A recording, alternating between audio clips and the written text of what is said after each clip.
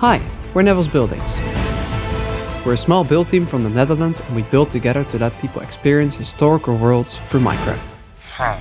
Hey, I'm trying to record something here. Okay. One of our favorite builds is the city of Badar, the capital of the medieval world we're building at the moment. In this video, we're gonna build a house in the same style as the city, share our best tips and show you how to make smoke come up the chimneys. But first, let's take a look downtown. When we build a city like this, we really want to make sure that we have all the necessities covered to make the city feel realistic and lived in. Here we have the stables. This is where the travelers and the tourists would leave their horses to visit the tavern. We have a town hall, a library and a fletching shop here.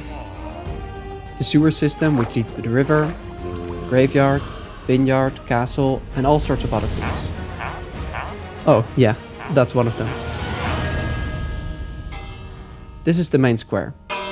And here used to be a Roman temple, but it's completely broken down now. And they have placed a church on the ruins. No matter how small or big we build, we always follow the same steps. First, research and planning, then the foundations, building walls and roofs, and finally the details like texturing the build.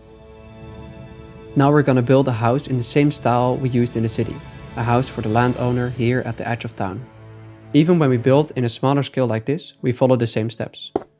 So in this specific part of the world, we want to build in a Byzantium, Southern European style in the medieval era. And then with some Roman influence. Okay, we start by laying down the groundwork. At this stage, you need to make some decisions, like what shape should the foundation have? Do you want an inner garden? How high should the house be? It looks more natural to have a varied shape and not to make it too blocky.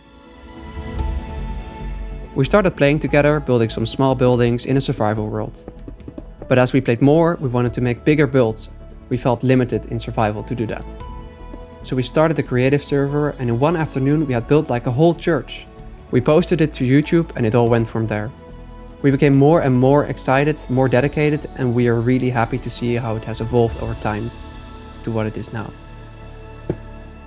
When we're building a roof like this, we immediately notice this really harsh line which separates the roofs and the wall here.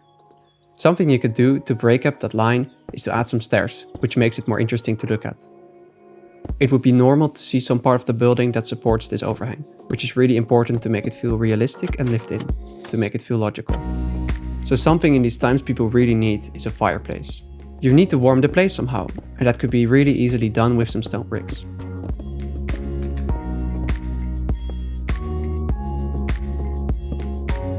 And this would create the smoke coming up, and then it looks really great if a chimney extends a bit outside of the building and then moves back in and then extends out here.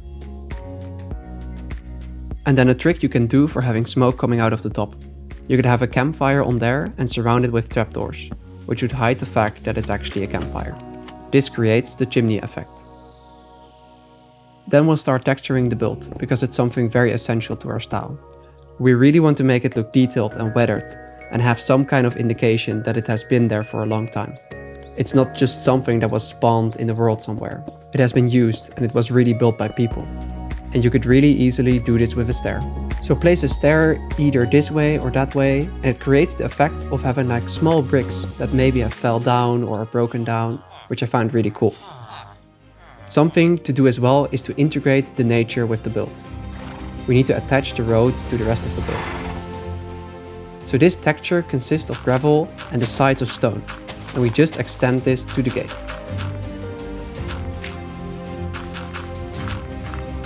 Normally plants would grow next to the build, some flowers or some leaves.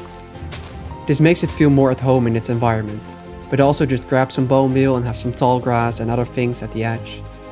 So that's how we normally build the buildings we make. Now the landowner also has a place to live outside of the cramped city. And you can apply this to any other bigger builds you want to.